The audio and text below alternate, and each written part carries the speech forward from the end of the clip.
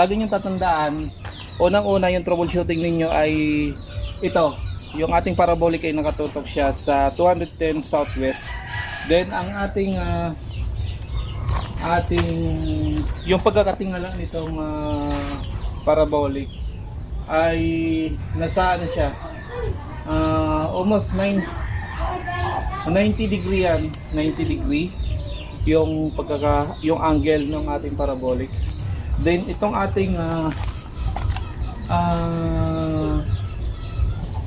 LNB nasa 25 yung tutok niya. Yung sa orasan, kung mapapansin nyo, kung titignan nyo yung orasan natin, 25 or nasa pang alas 5 siya, ganon. Yan ang tutok niya. Okay, yun lang po, yung tandaan nyo, tatlo lang. Yung southwest na 210 degree and yung 70 to 90 degree